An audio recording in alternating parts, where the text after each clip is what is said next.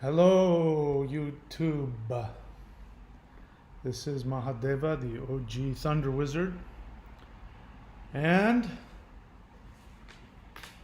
as a result of your requests, I have taken off the background music.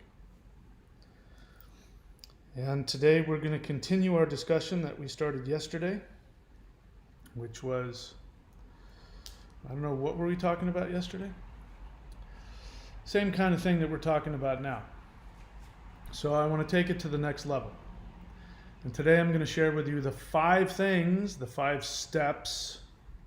These are arbitrary numbers, because within each one of those steps there's like a bunch of steps. But for the sake of brevity, 5 steps to become a perfected immortal, to become a god. What does that mean?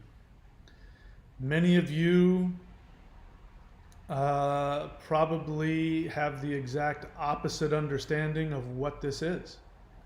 Because in order to become a god, to become a perfected immortal, you must become everything by becoming nothing.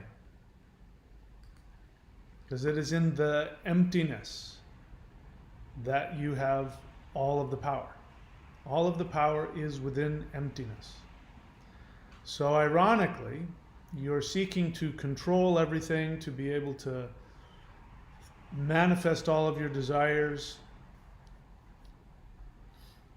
But in order to do that, you must reduce yourself to nothing. And how do you do that? What does that mean? What are the benefits?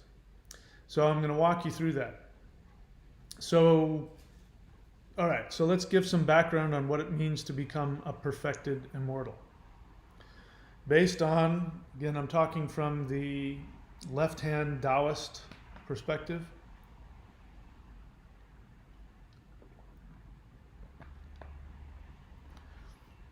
And Taoism predates Buddhism.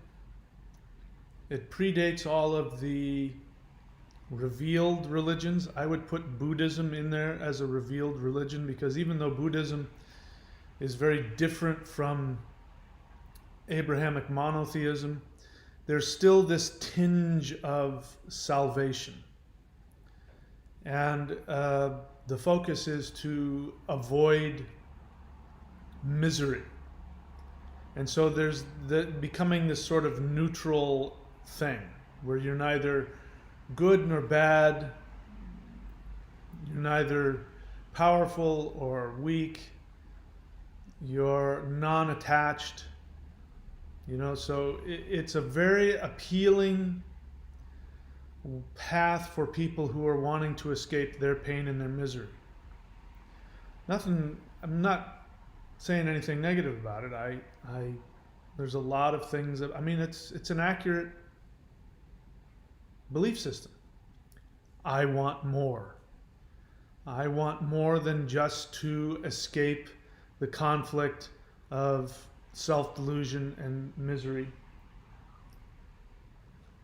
So before there was the idea of nirvana through Buddhism, at least in the Chinese perspective, there was becoming a perfected immortal. We don't know what the pre-Christian European shamans believed about this, because they didn't write things down. So we don't have any record, and we don't have a continuous practice of it up till this day. With Taoism, you have this. The Daoist immortals practice the Daoist magic. Now, so a lot of this stuff is not going to be found in mainstream, even Daoist religious practice. You're going to find this in traditions that have an unbroken connection into prehistory, that are taught, from master to student, that they're these esoteric secret schools that do not go around publicly talking about what they do. And that is actually how it was originally done. So 2,000 years ago, when the first real Daoist mountain came into existence, the Maoshan, this was the one that started the whole thing. There was I think it was called the Celestial Masters, but I don't know that they had a mountain or not. I'm not sure. But this one, this Maoshan mountain, was the first one that was seen as putting things in writing and creating a Daoist belief or system. That's the first time you officially saw it. But that didn't just, unlike, say Christianity, that supposedly just poof, magically appeared out of nowhere. And you have this new religion, this new revelation. Same thing with Islam. According to that, Muhammad, boom, God revealed everything to him, or Allah revealed everything to him out of nowhere. The Jewish religion as well. According to that, Moses, Jehovah showed up and went, boom, here are the 10 Commandments. So unlike religions that just explode out of nowhere with these revelations that completely revolutionize and give you something that's never existed before, with the Maoshans or the Chinese shaman sorcerers, they finally started officially creating a, quote, religion, unquote, of loosely connected shamanic esoteric practices that had been building for tens of thousands of years. All right? So, the whole idea of becoming a perfected immortal is not something that, boom, was revealed out of nowhere. It's something that these guys work towards. So there's a different mindset. I'm stumbling around trying to tell you what I want to say, which is that they have a completely different mindset. And the mindset is, look, I just got on and somebody's already thumbed me down. Who is that person? Who is that person that has no life to such a degree that that has to subscribe to me just so that when I come on within the first 30 seconds, they have to thumb me down? Who is that person? What kind of life do you have that was something you've been waiting? I've been waiting to do it. I can't wait till he comes on again, because when he does, I'm going to thumb him down. That guy, get a life. It's one thing if I'd been on for an hour and you've watched for a half an hour and you don't like it, then maybe, but you don't even know what I'm going to say yet. All right. You have to find the entertainment in life where you can. So the idea of becoming an immortal, maybe it was a Buddhist. Maybe I heard of Buddhist feelings. So the idea of becoming an immortal is not something that was brand new, that sort of came onto the scene, new. It was something that people had been doing for thousands of years in private, in their own, sect, in their own lineage. And there were tons of different lineages. There wasn't one Daoist religion. There's a bunch of shamans that followed the Tao, the way, the dynamic balance of the universe, and in all different fashions. And then some of them cobbled some stuff together, and boom, you have the first mountain, the first religion. So the focus is very different. Becoming saved, achieving moksha, achieving liberation, achieving nirvana, this is different. It's a different motivation. I remember more than a few times, and I've had this feeling myself, where there have been people who have asked me, how can I do this? How can I do that? I want to annihilate my ego. And they say that probably with the belief that that is something that is spiritual.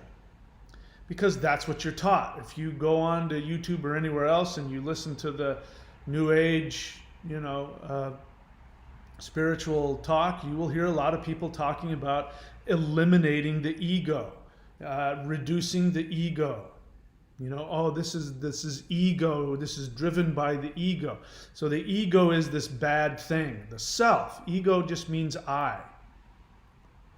And it's just Greek for I. Ego. Ich in the Germanic. I in English. Me. Just means it's the self. The identification of the self. That's it. But that's bad. Well, that's the opposite of what the people who were seeking to achieve immortality were doing. They didn't want to annihilate their ego, they wanted to perfect it. They wanted to perfect their ego to such a degree that it would become immortal. So what happens when you hear that? When I say that to you, how does that make you feel? Did you like it when I talked about the idea of annihilating your ego? When you think about merging with the infinite and becoming nothing with the infinite, do you feel a sense of relief? Do you go, oh, if I could just have that, if I could just be free of all of the evil delusion of this three-dimensional world, and there's somehow 3 dimensions has become bad. 5D is good, but 3D is bad. So the whole idea of becoming a perfected immortal means that you enjoy existing. That you not only want to continue existing, you want to perfect it. That death is a result of a lack of perfection in your expression of yourself. So the Christians worship it, but they feel guilty if they try to become it. Because Jehovah says, "Thou shalt have no other gods before me." Jehovah says, "I have created you for my own glory." I'm not making this up. This is what Jehovah actually says. "I've created you for my own glory. Your job is to serve me and bring me glory." Yet, if those same Christians seek glory for themselves, they are blaspheming. They are evil. They are haughty. Pride is a sin. Yet Jehovah takes pride, not just takes pride, he wants glory heaped upon him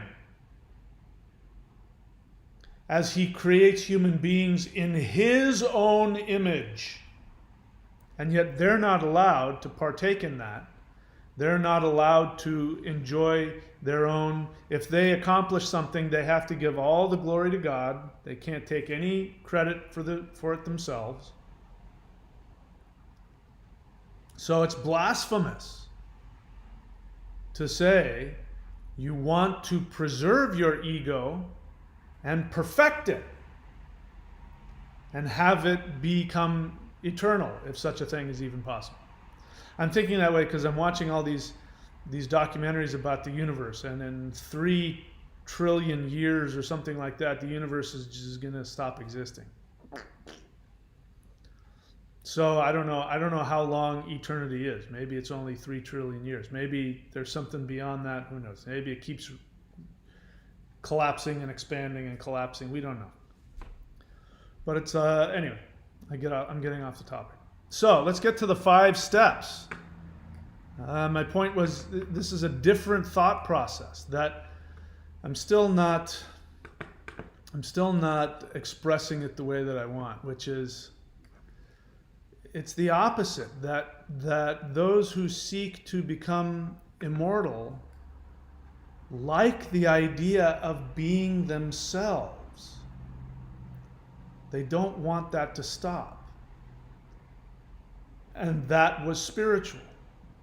So for the Daoists to become a perfected immortal had the same status as a Hindu or a Buddhist who became nothing.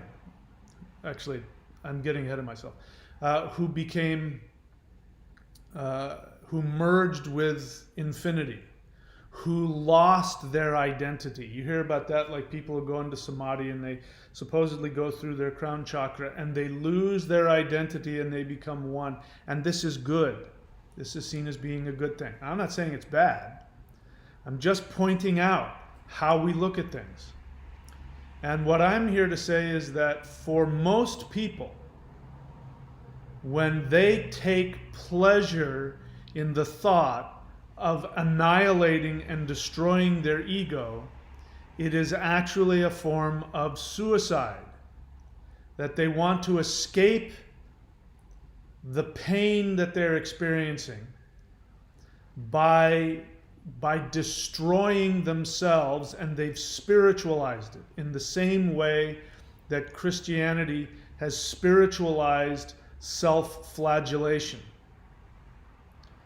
Humbling yourself before God, sprawling on all fours, flat on the ground in front of Jehovah, carrying your cross.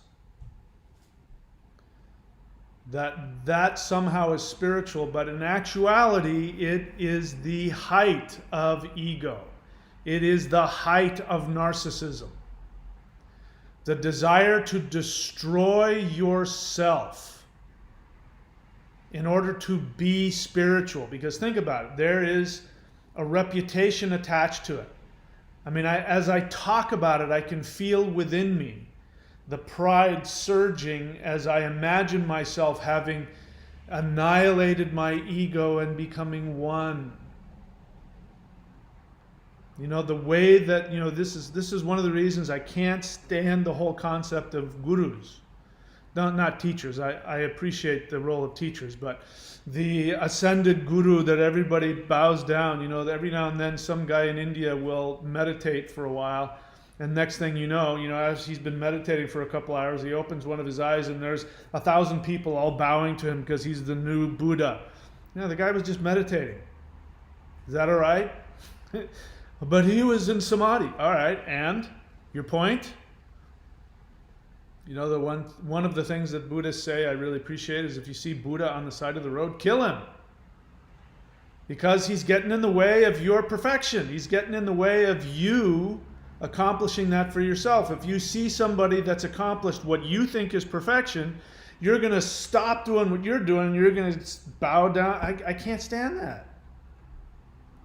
It's so destructive. Any teacher that allows themselves, either promotes themselves as some perfected being or allows themselves to be seen as having achieved, that is a destructive teacher. Run from them. Because, let me just tell you, I have not achieved this to my conscious awareness. I have not even come close. I'm sure you're quite aware of that also. But if I had achieved perfection, I can promise you, you'd be the last one to know about it. Because I would know that if I stood up and said, hey, look, I've achieved perfection, that you would stop going after it for yourself. And the only benefit would be to aggrandize myself, which again would destroy whatever I'd created. So guaranteed, if I ever achieve that, which I'm not seeing that happening anytime soon, if I ever achieve that, I'm not going to tell you.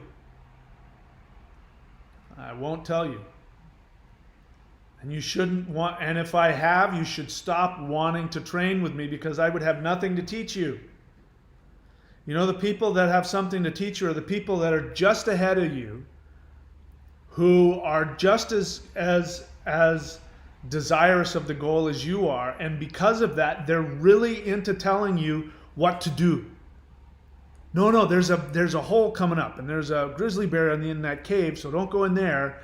What you want to do is you want to turn left at the rock and then go up that thing and then you stand on one leg, because that's the thing you want to do, because they've just figured it out. And they're really excited about it. The guy who's at the top is, yes, you are already there. You don't have to worry about it. Leave me alone. I'm in samadhi right now. Please bow at my feet. Please bow at my feet and worship me. I don't have any. Everything is one. You are beautiful. And they give you the the very superficial, whatever, little sayings, little spiritual sayings, because to them it's very simple. So you need somebody where it's a little simpler for them than it is for you, but it hasn't become so simple that they don't need to talk about it. Those are the people you want to learn from. All right, I got off topic again. What was I talking about? Becoming a perfected immortal. So let me give you 5 steps. Again, these numbers are arbitrary, but our brain works this way. So the first step is, you've heard me say this before, it's probably the most important. You have to take full responsibility. You want to become a god? Guess what? God is responsible for everything, created everything. So if you want to get to that level, then you have to take full responsibility for your life. You can't have any excuses. You can't ever say they did it to me. You can't do it. Even if it's something that you can't control, like you're born with, one leg. You can't fix that. That's not going away. You're going to have one leg for the rest of your life. I guess it's possible somebody could regrow a new leg. I don't think anybody's ever done it, but who knows? But in order to do that, you were born that way. You could say, the universe did it to me. I had nothing to do with it. I'm a victim. Well, you want to become a god, the first thing you got to do is you got to say, no, I did it. I don't remember when or how, but at the very least, I made the decision to come here with one leg.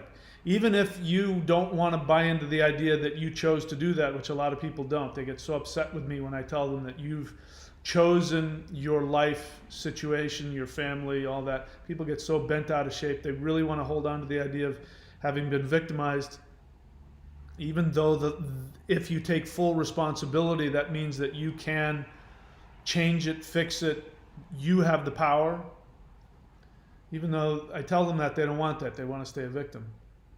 But even if, your life story, the actual thing you were born with, you didn't do, you have to assume that you either chose to do it or there was something that you did in a previous life by choice that has, created some karmic thing where you're now manifesting that in this life. I don't like that because that still sounds like a victim. Yeah, I made a mistake in past life and now I had to. I don't like that. It's never worked for me. Never. The only thing that has worked for me in my life, and I'm not sharing any of these things because I read it somewhere or because I heard it. I have read it and heard it places, but that's not why I'm sharing it. I'm sharing it because it's worked. And everybody in my life, I've been around, I'm getting older now. 57 years of being on this planet. I've been around long enough to hear all the stories, to see it all, to hear it all. And every single person who wants to blame somebody else ends up miserable.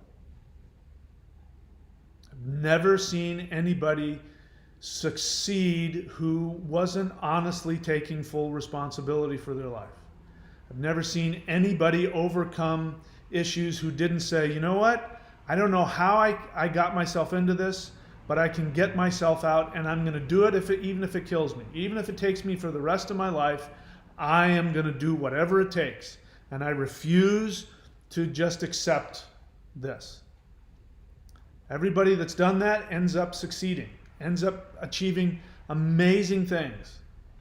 There's a video that I used to play on my channel, but I stopped doing it because YouTube kept dinging me for copyright infringement. But it was this guy. If you've ever watched him out there, I forget. You can go look for it.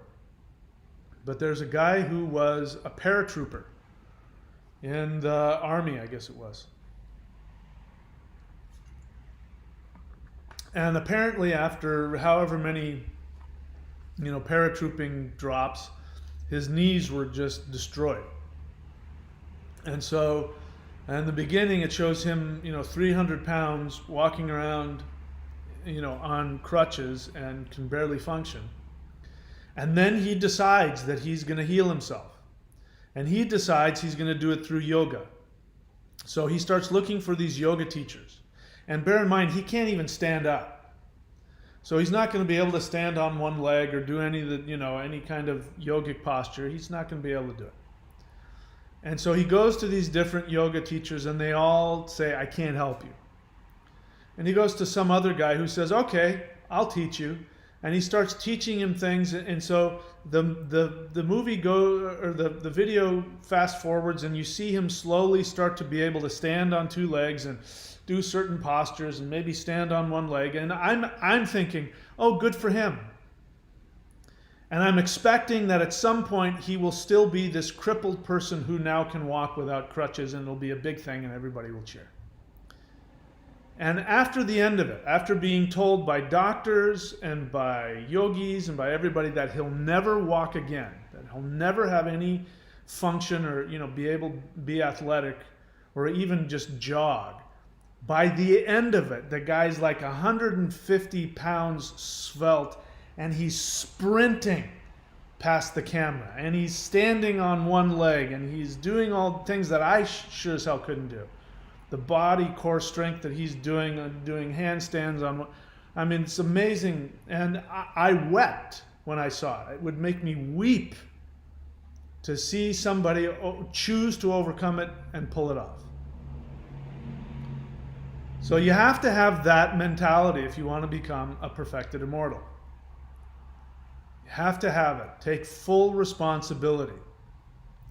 We talked about this yesterday. If you didn't hear it, go back and watch whatever the hell I talked about yesterday. But I talked about the script.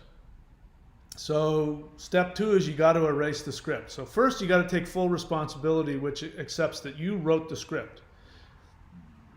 Excuse me. Even if you didn't write the script, you edit the script. So the way I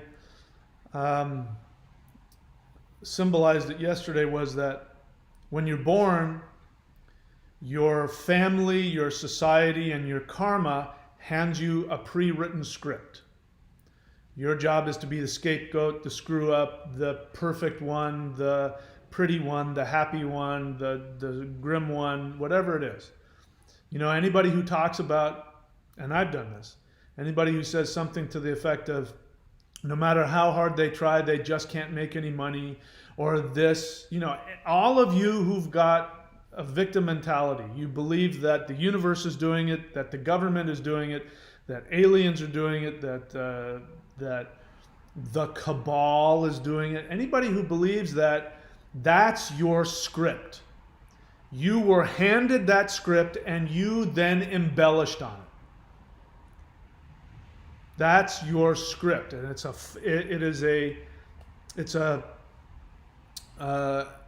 a fictional story, and you play it out just like an actor. Now, having been an actor, one of the great things I learned is that in order to be a good actor, this isn't always the case, but you feel it. You become the character. When you're on stage and your character is weeping over it, you're actually really feeling it and weeping over it, and people go, oh my God, you're so good. Well, it's because that person has bought into a script. Actors will do this thing where they do the backstory, and they'll look at a character and they'll analyze everything the character says and does, and then they'll try and figure out, now why is this person doing this? What do they want out of life? What are they trying to accomplish? And then they'll come up with things. I've decided that my character was beaten as a kid, or my character won the spelling bee, and that's where he got this idea that he was going to overtake the world. They come up with some emotional hook, and they edit the script. They add more to it. They embellish it so that they have more emotional life that they can bring to every moment. The reason why he says that in that moment when the girlfriend breaks up with him is because when he was 4 years old. Now you do this all the time. All the time. I see it everywhere. I mean, I wish I could share with you what I'm experiencing with people in my life that I'm seeing, but I'm not going to do that. But I see that. They create the script, and here's where you run into problems. You run into problems whether it's physical, whether it's emotional, whether it's financial, whether it's personal, romantic. You run into problems when you get so attached to your script that you won't ever deviate from it. Because life is constantly coming to you and saying, okay, that's not real. That's something you made up, or that's something somebody told you. That's not accurate. That is not objective reality. And when you choose to reject the universe telling you that, because remember, the universe coming to you and telling you that, and I've been in this place as an actor, it's like the director coming and saying, we're going to cut that one line out of your script. And you're like, no, that's my best line. No, I have so much emotions, and you're attached to the feeling of having the emotion. And he said, but it's not working for the play. We're going to get, no! I remember once just refusing. I was right looking back on it. But I just refused. The director said, we're going to cut this line. And I said, no, I'm not going to do that. You're destroying my character. I refuse to do that. But that's what it's like when the universe comes to you and says, hey, that script, that part in the script, that's not serving you, and it doesn't serve everything else. So we're going to take that out. We're gonna surgically remove that from you. In fact, we're going to bring you some challenges. You actually bring the challenges, but from your experience, the universe is doing it. We're going to bring you some challenges that will really mess that up. And no, you double down and you say, I refuse to have this taken out of my script. And then what ends up happening? The rest of the characters, the light director, the sound guy, the other actors, they've taken that out. And so you show up on stage and you step into what used to be your spotlight, and you start to share, to speak that line, and the other characters have already moved on to the next scene, and the lights have shifted, and you're in the dark screaming, something, and everybody's confused, and then you get fired from the play. That's what happens when no matter how hard you try, you can't seem to make any money. No matter how hard you try, this happens. You don't understand. These people do it. It's because you're holding on to something in the script and you refuse to let go. So you got to be willing to erase the script. All right. Number 3, retune the instrument. If you're a musician, you've got to make sure that your guitar is in tune. If you let it sit there, it's going to go out of tune. The strings are going to stretch, and it won't sound good. So you have to keep tuning the instrument. We do that through what do? We do that through, at least those of us here who do the Thunder Wizard thing. By the way, maushan.thunderwizard.com. If you go there, that will show you the latest entry into what I'm going to be teaching, which is going to explode into a lot of really cool stuff. It starts by going to thunderwizard.com, signing up for the Warrior 90-Day Lightning Qigong. So that is how I teach you how to retune the instrument. Because if you want to become a perfected immortal, you've got to be able to vibrate, resonate at the level of the immortals. You have to learn how to resonate at the level of objective reality. Objective reality and your internal reality have to come together. You can't do that if you think that three-dimensional life is a prison. You can't do that if you think that false beings of light are coercing you and manipulating you into becoming a person. You can't do that if you don't believe that you have the ability to achieve everything you want in life. So you retune the instrument to vibrate at the level of objective reality. That then is how the music plays well. It vibrates well. All right? So we have to retune the instrument, and the way we do that is through this. This is just the latest one. So for those of you who want to learn the Maoshan 5-element spirit fighting, this is the first set. I have already uploaded this. So for those that have gotten into the rollout, they're already practicing this and learning this. And for those of you who are planning on doing this, bear in mind that every time that I upload one of the 5 elements, your savings goes down. So your savings used to be $800 if you signed up before I actually started putting this together. But now I've got the wood set up, and now the savings is down to $600. So you only save $600 if you sign up now. If you keep waiting, pretty soon I'm going to have metal up, and then fire, and then water, and then earth, and then it'll be normal price, right? So this is what we're doing right now. That's me tuning my instrument to the element of wood, or the element of ether. It's not the only way to do it. There's no shortage of ways out there to do it. This is what yoga is about. This is what meditation is about. This is what all those things are there to help you do that. This is the way I do it. And this is one of those paths that leads you to become a perfected immortal. You are seeking to perfect this body. You know, I see pictures of, okay, I won't say that. Right, so your physical body is something you want, something you appreciate, something you need. So what's going to come from that? You're going to heal yourself. I've already, and you guys can correct me if I'm wrong, but I've already gotten feedback from people who are doing this, both the lightning qigong and the 5-element. People who are doing this have already gotten back to me and said that they have healed long-standing, serious physical issues, illnesses that they've been, dealing with for years are starting to disappear. And that makes sense. There's nothing magical about it. You are retuning the instrument so that the cells of the body are vibrating where they want to be.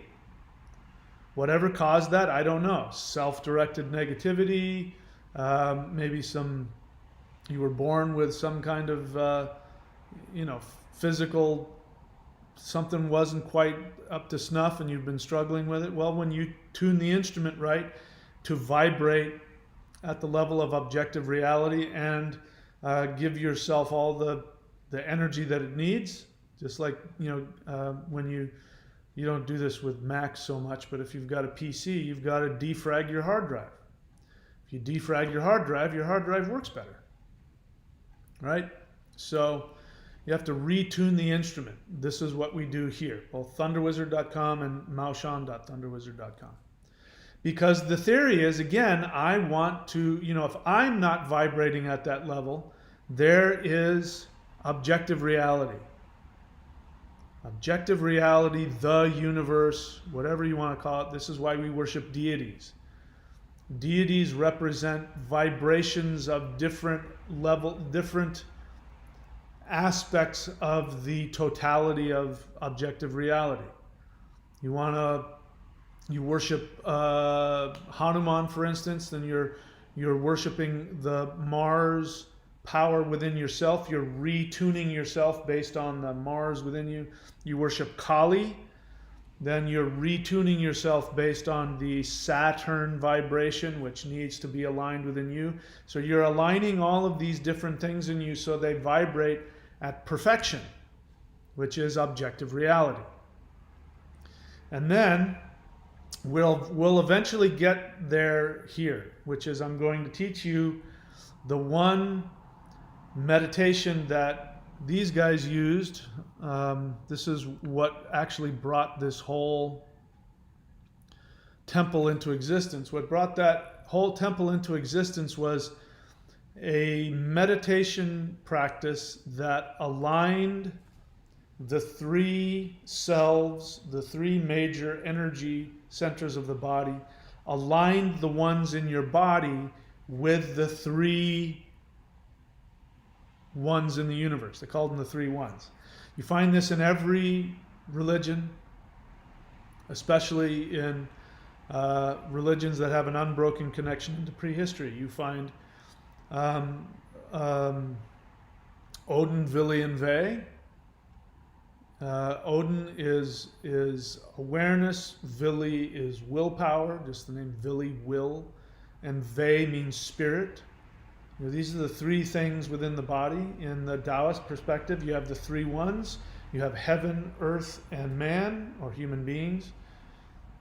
In modern times, you have mind, body, spirit. You have a three-dimensional world that you live in. You have, in Hinduism, you have Brahma, Shiva, and Vishnu. Even Christianity had to make up a trinity. There isn't a trinity. You will not find a trinity anywhere in the Old or New Testament. It doesn't exist. When people who were previously polytheist shamans in Europe, when they converted to Christianity, in order to make it work, they had to force onto it a trinity. God the Father, God the Son, God the Holy Spirit. But it doesn't work that way. There is no such trinity. It doesn't exist in that belief system. But the point is that this is a natural law. So you want to overcome your limitations, you must first align yourself with the three ones in the universe, which are nothing more than the external representation of the three ones within you. So all you're doing when you align yourself to the three ones in the universe is that you are aligning yourself to your original vibration. That's it. You already are, if you want to see yourself as you are already an immortal, because the truth is every human alive and every human that's ever been alive and every human that ever will be alive will eventually achieve perfection. They will eventually become a perfected immortal. Everybody's going to do it. Question is, do you want it to happen in this lifetime, or do you want to have it happen in a million years? It's going to happen. So the thing to do is to align yourself with the perfection that already exists, which is you. That those three ones in the universe, Odin, Vili, and Ve, Brahma, Shiva, Vishnu, those already exist, and they're you. So all you're doing is you're just aligning yourself to your true essence. You have come to this three-dimensional video game. You're playing this virtual video game, and you're in this physical body, and that's, you know, that has actually, I'm getting a download as I'm talking about it, so I'll go back to that later. Anyway, you kind of know where I'm going with that. Anyway, let's keep going. So you have to retune the instrument, and we do that specifically. I do that with this stuff. That's how I do it. And I do it because it is the most powerful energy practice I have ever come across. I've never experienced anything that even comes close to the power. And that looks a lot like Tai Chi. Tai Chi is good stuff. So I share with you what I'm doing. And yeah, let's keep going. So first step is you take full responsibility. Second step is you erase the script. Third is you retune the instrument. And fourth is you become nothing. One of the first things that was told to me when I showed up, and bear in mind, I showed up because I wanted power. I was invited to this class. I saw that this guy had unbelievable, crazy power. In fact, I saw a picture that he put up recently, which was him he was holding some acupuncture needles, and the needles were all bent out of shape. And according to him, he was just holding it, and his energy, bent the needles. I have no idea if that's true or not. I'm no longer in communication with him. But I wouldn't be surprised. When I experienced the power, I went, I want this power. So the first thing they said was, you go from nothing to something back to nothing. Go back to nothing. So when I would hit, like when I learned this set, this is one of the first things I learned. When I would hit this set and I would do this form, he would say something like, oh, there's way too much muscle there. Okay, and then he would say, you have to go back to nothing. If I wanted to deliver power in the strike, I'd have to stop using my muscles. I'd have to go to nothing. And it was really tough. But I just simply would just let the energy move my hands and then crack people flying across the room, all kinds of crazy stuff. When it first happened, I knew that I could walk through the wall. I knew it. And as soon as I felt that, it was a split second, and I felt my energy, achieve something it had never achieved before, and I knew I could walk through the wall. And then as soon as I thought that, I went, that's impossible. And then I was back in my body again. Back in my normal state of, dysregulation. All right, so you have to become nothing. Now this is ironic, because the whole reason that people want to become a perfected immortal is because they want to become everything. They want to rule over others. They want control over matter. They want to do what this guy is doing and float on the water and have everybody go, ooh, ah. He wants to be able to, who knows what he particularly wants to do, whatever it is that you want to do. So you're seeking to become a god because you want to become everything. You don't feel like everything. You actually feel like nothing, and you don't like it. You feel powerless. Whatever it is that you don't like about yourself, or you don't like whatever's limited, or you feel controlled and disempowered and vulnerable, and you want invulnerability. That's what I wanted. I wanted to achieve invulnerability. And one of the interesting thing is that my teacher at one point said, there's going to come a point where it's going to be overkill. I mean, in terms of martial arts. I mean, you're going to gain so much power that it's just going to be overkill. And then you have to stop thinking about martial arts, and you have to keep doing the practices to perfect the energy. Because if you're just doing it to become an effective martial artist, if there's 10 levels, you'll stop at level 1. You'll already be way beyond. And I experienced that.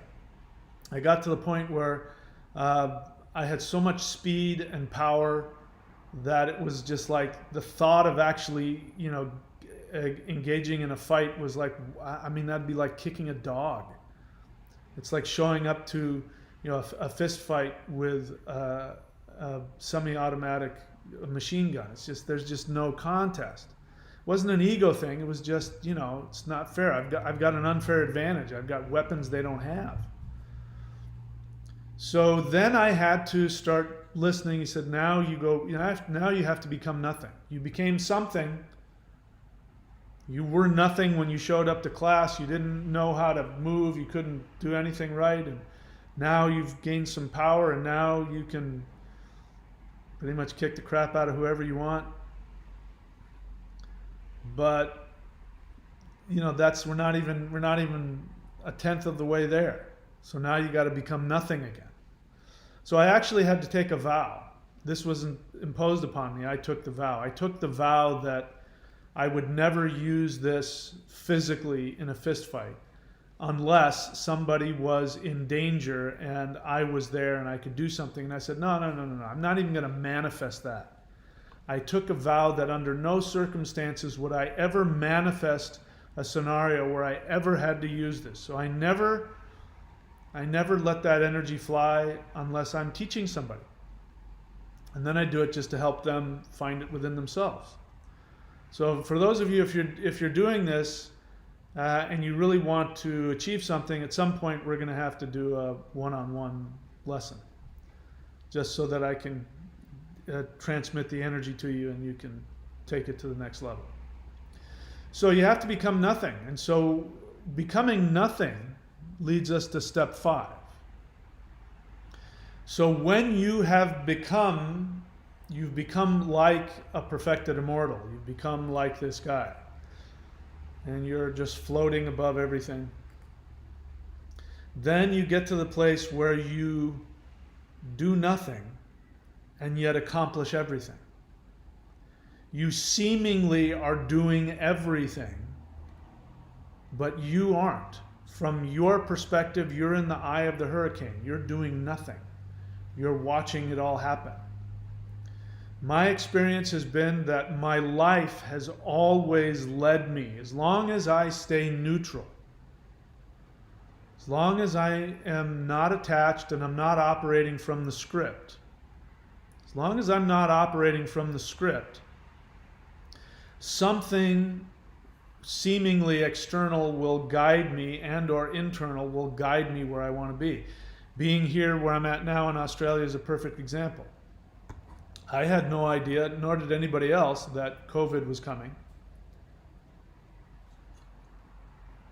The thought of being locked down for over a year and not being able to travel, none of that made any sense to me. There's been pandemics before that lasted a few months and isolated parts of the world, but a few months before COVID hit, I had this overwhelming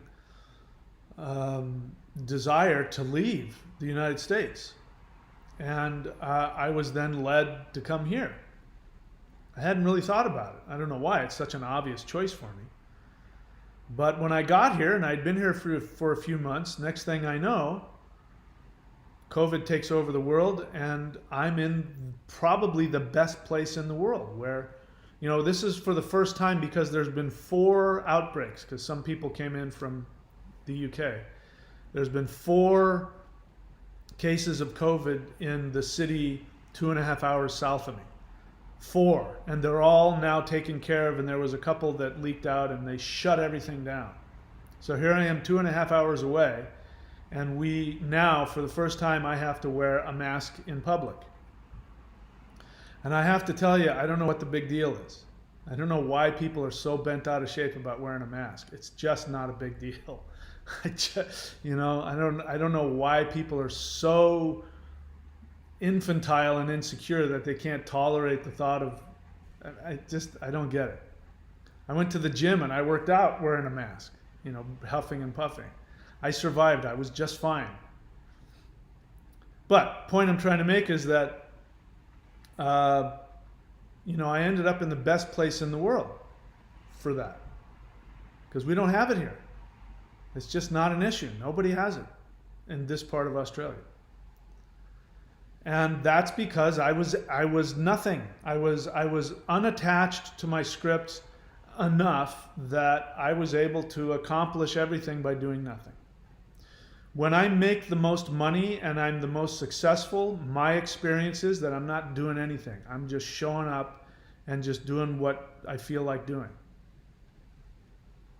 If I were to look at myself objectively, I might say, oh my God, you just spent 6 hours doing this and 3 hours doing that. You worked really hard. But my experience is I was just having fun doing what I wanted to do anyway. So you do everything by doing nothing. And if you really want to understand that, read the Tao Te Ching. The Tao Te Ching is basically about that. Doing nothing, being nothing, and accomplishing everything and being everything. So this is where you end up going. And so this guy seemingly is Lord over all creation, and he floats above his inferiors and he looks down upon them, but in his mind, he's nothing. He's just flowing with objective reality. He is seemingly lording over it while at the same time surrendering to it. And so you get into this place where you accomplish everything. You have the ability to do things that are impossible. And your experience is that you're not doing anything. And in terms of, again, this is one way to do it. In terms of the martial art, when you release the energy from the heart center, from the lightning center in the chest, and you're able to transmit that energy through your body, if somebody were to look at you, let's say if you were to get into a fight, somebody were to look at you, they would see you going super fast and striking somebody super hard a bunch of times, and your experience would be that you didn't do anything. You just sort of let the energy, you watched while your hands did all this crazy stuff. Like somebody's, like you're a puppet on a string. You're not doing anything. And yet you're the one that your intention is driving it, and at the same time, you're not doing anything. So it's a really easy way to live.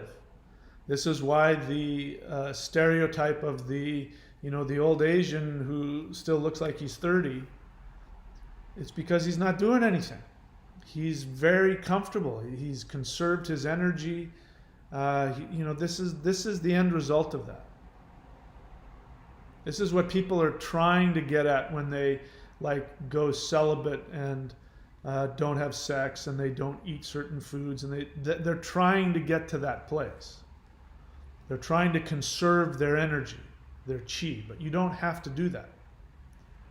If you tap into the energy just around you, what is a nuclear bomb? It's just the bonds, the bonds between the atoms and the nucleus, those electromagnetic bonds or whatever it is, are broken. The energy that's just in a tiny atom, when you release that potential energy, it's huge.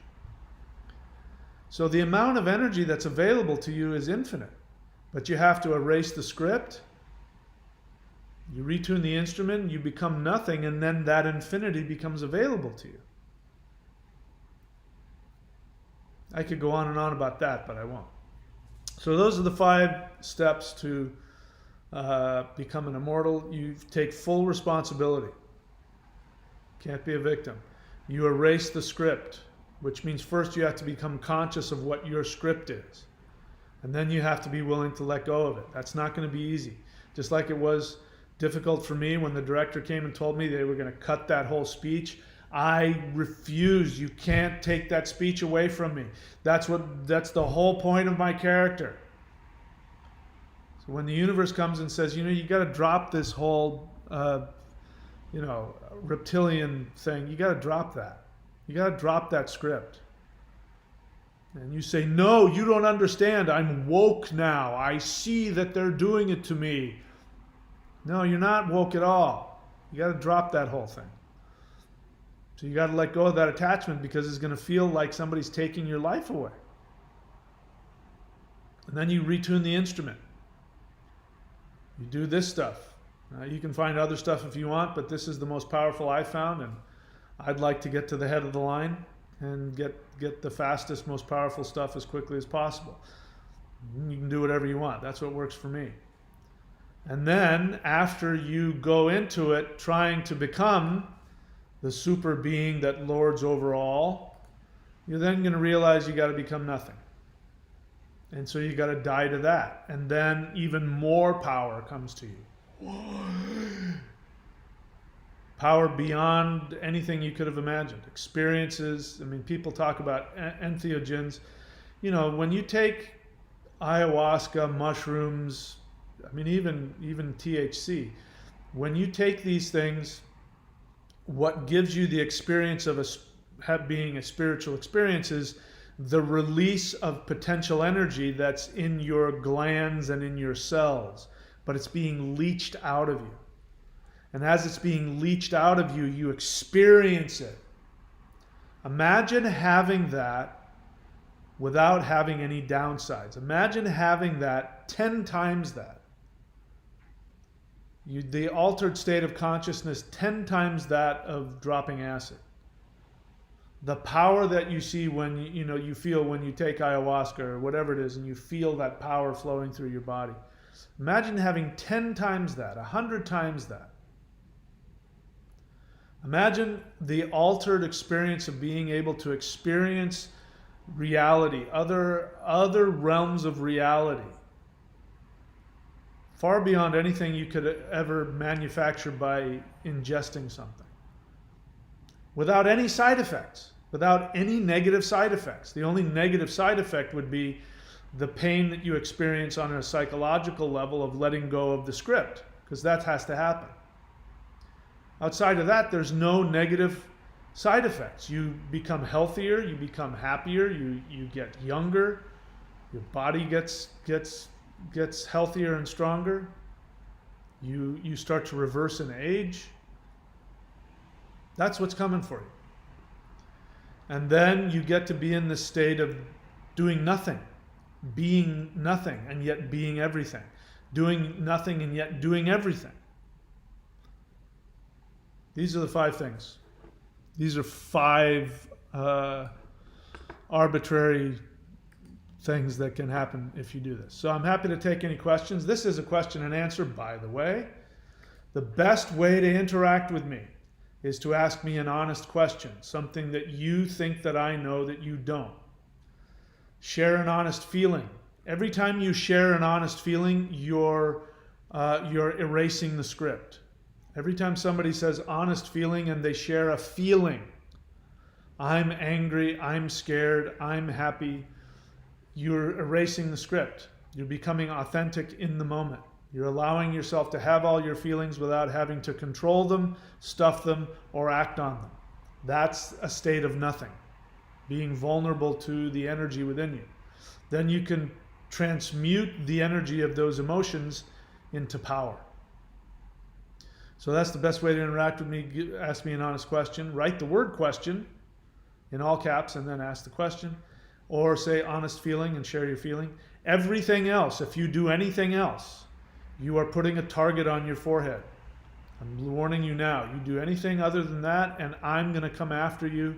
If I see any unconsciousness in there, I'm going to pull your virtual pants down in front of the whole world so that they can see themselves in you. All right? So you've been warned. Here we go. Vincent.thunderwizard.com says, hey there. You can go to his website if you want to see what he offers. He's one of my students. State of Florida. The state of Florida? Really? I'm talking to the whole state of Florida right now. Mr. Thunder Wizard, I carved the rune of Odin on my walking stick, and then a short time later I went back to Christianity and then I uncarved it. This bad. So you're asking a question. Welcome to the channel. If you want to ask a question, write the word question so that I see it. Days like today, there's a lot of people, so I may miss your question if you don't do that. The rune of Odin. Well, so that's an assumption. All of the runes are Odin. Odin is the discoverer of the runes. So you're talking about the Othal rune, right? You're talking about, right there on top. You're talking about this rune. That is not the rune of Odin. That is one of the runes. Odin is the master of all of them. You say you carved it on your walking stick, and then a short time later you went back to Christianity and you uncarved it. Is this bad? No. What, you're gonna be like a Christian? You blasphemed, and Odin is pissed at you. Odin doesn't care. If the runes aren't Odin. You're acting like a Christian. I was wearing my Jesus cross, and then I turned it upside down, and now I put it back. Is the devil gonna inhabit me? That's a Christian way of thinking. Odin doesn't give a crap. He only cares about you empowering yourself. He's not gonna punish you. He doesn't have an ego. You can't offend him. What else? Barbarian Horde. Hello, Wizard. Are our native charts, you mean astrology charts, also scripted by us? And if so, first off, you've just asked a question which has an assumption, and then you've gone on as though you've answered your own question. So that's not really a question. You said, are our native charts also scripted by us? And since I'm going to say yes, it is, and since I already have, and if so, first you have to answer that first question. The answer to that question is you have to take full responsibility. In other words, your birth chart. Your birth chart isn't a curse. You can look at it that way if you want. You can find the things that are wrong. It's not a curse, it's a map. Let me give you an example. In my birth chart, I was born on a new moon. Not only was I born on a new moon, but I was born during my ascendant sign was shifting from Virgo to Leo. Those are both really bad things. When you're born, and the moon is in my first house, which means like the moon is my physical body. The moon is Qigong, it is life force energy. It's the nourishment of the mother. So it meant when I was born, I had zero nourishment of the mother, which actually was a portending of my relationship with my mom. That's bad. Nothing good about that. And then being born as my ascendant is changing signs is also bad because it's the wrath of the father. It's the wrath of Shiva. So those are both very bad. Now, as growing up as a kid, I was constantly tired. I was constantly nervous. I was constantly emotionally fragile.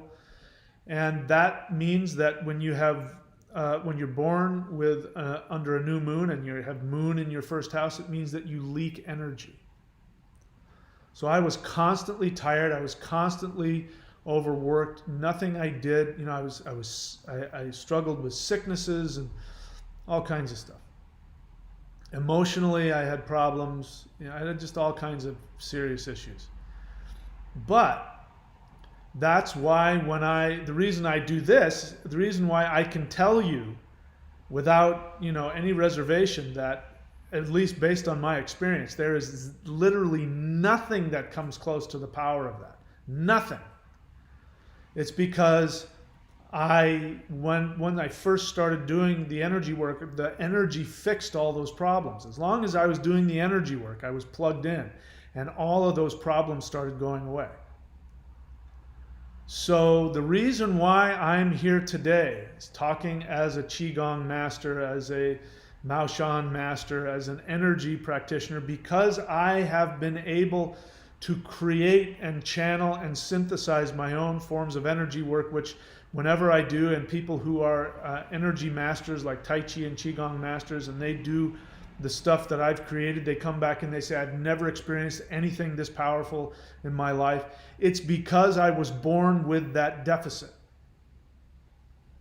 And so if I had allowed that to define me, I would still, who knows where I'd be.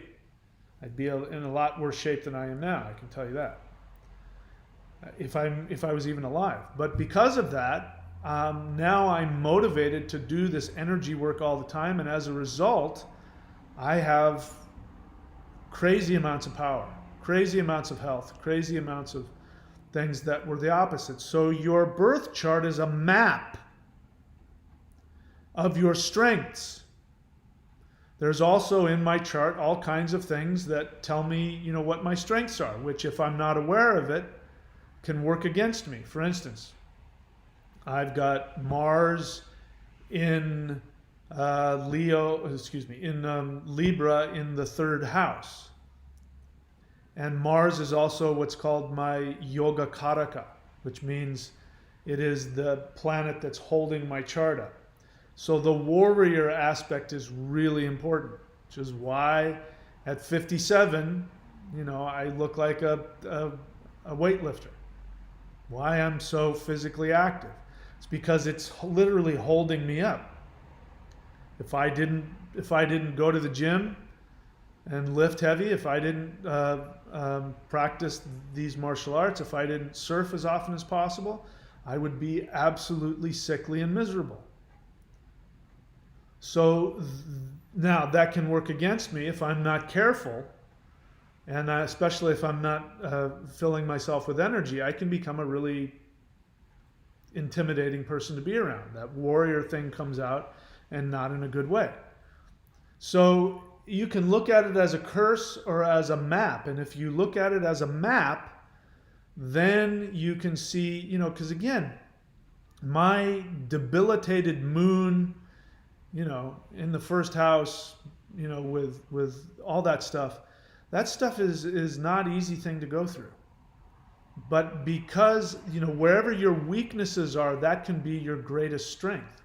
In order to overcome that, the end result is I make good money teaching people how to empower themselves, and I have an understanding of how energy works in a way that somebody wouldn't if they didn't have that limitation going into life.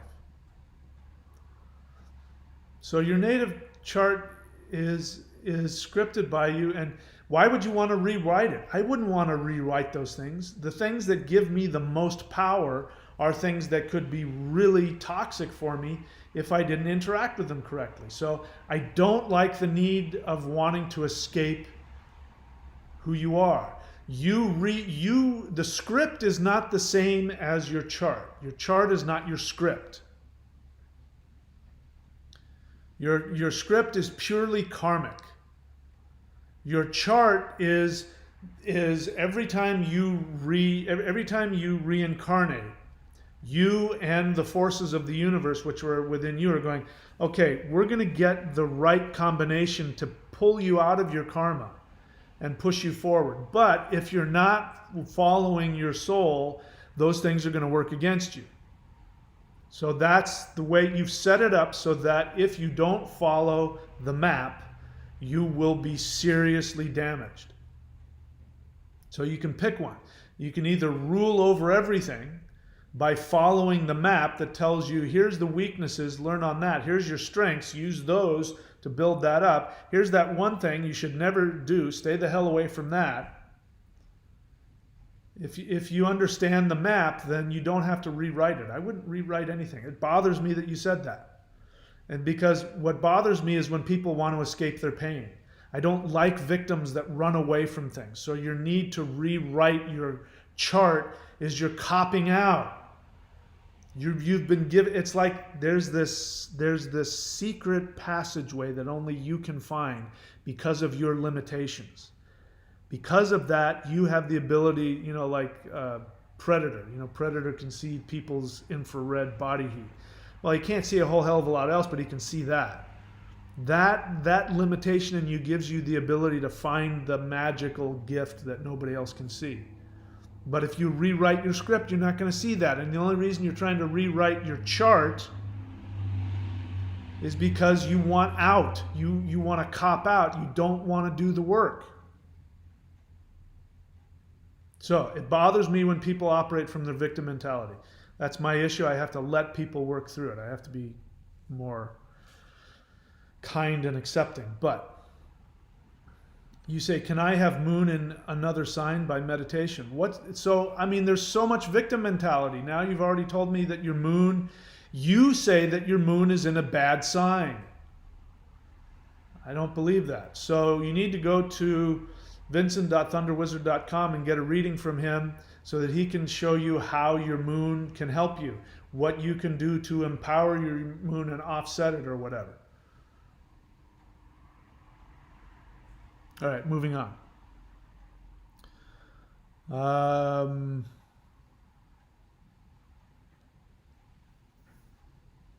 Monica liked the background music. All right, so all those of you, one person threatened to stop watching me if I kept playing the music. Actually, 2 people did.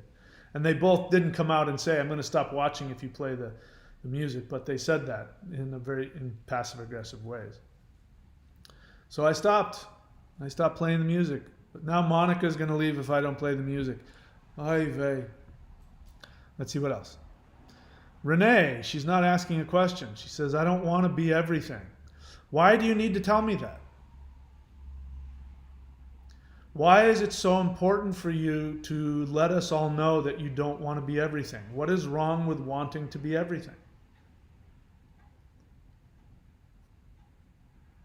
My thinking is that the opposite is true. On an unconscious level, you do want to be everything, but you feel guilty about it. That's your script. I want to live long and be able to ride my bike, lift weights, read books, write some books, and occasionally take care of old people. Okay. Why can't you do that and want to be everything? What is wrong with wanting to be everything? Why is that bad?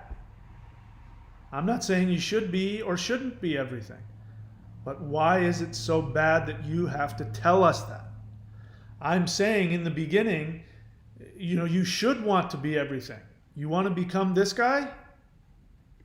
Then you should want to be everything. Now, in the course of trying to become everything, you go, oh, I have to be nothing. In the course of getting everything, you go, oh, I thought I wanted that, but now you have to go through that discovery process. Why are you denying that? Again, this is Christianity all over again. You have to bow before God. You have to, you can't have any pride. You can't have any ambition. You can't even give yourself credit. You have to work yourself to the bone, but then you can't give yourself any credit. You have to give God all of the glory. And oh my God, listen to the way Christians talk. They will badmouth themselves about, the flesh wants to take responsibility and wants to take glory, but all the glory goes to God. I give God all the glory. And it's such bullshit. They don't mean a word of it. They just feel so guilty. So that sounds, forgive me for saying so, that sounds very codependent. If you really didn't want to be everything, you'd go, yeah, everything's great. I did it. I really liked it. I came to realize there was a bunch of stuff I thought I wanted I didn't want anymore. Like me, I don't feel the need to go out and be the baddest. I don't need to do that anymore. I'm starting to learn to realize that I don't need to surf big waves anymore. I'm okay with small to medium waves and just relaxing and having fun. And I'm starting to learn that lesson. I wanted everything. I wanted to surf the big ones. But it's really just like a roller coaster. Big wave surfing is just, you just sort of hang on and survive. And if you're lucky, you survived. And it's a rush, but it's really not all that fun. It's just, you just sort of hang on and then, talk about how big the wave was. Renee Heel, the Eagle. Question, what about just wanting to live long? So now you get to the question. What do you mean just about, why are you trying to get me to minimize it? What is the problem? Why are you having a conflict with it? Why do you need to ask me about it? If you were comfortable with it, you would be, yeah, that sounds great. Here's what I want. I just want to live long. And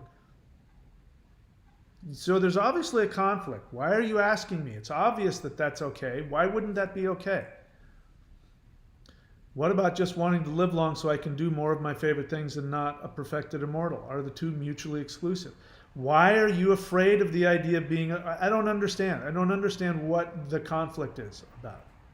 It feels codependent. It feels like you're telling yourself that a good person is meek and doesn't expect anything and doesn't take anything, and I'm a good meek person. That's how it feels. So, I don't have an answer for you because the answer is obvious. What about just wanting to live long? If you don't want to be a perfected immortal, who said you had to do that? I never said you had to do that. Yeah, there's plenty of people that do other things. You can become a Buddhist and you can achieve nirvana. You can become a Hindu and achieve moksha. You can do whatever the hell you want. It's a huge universe. What else? Creative Virgo. Question.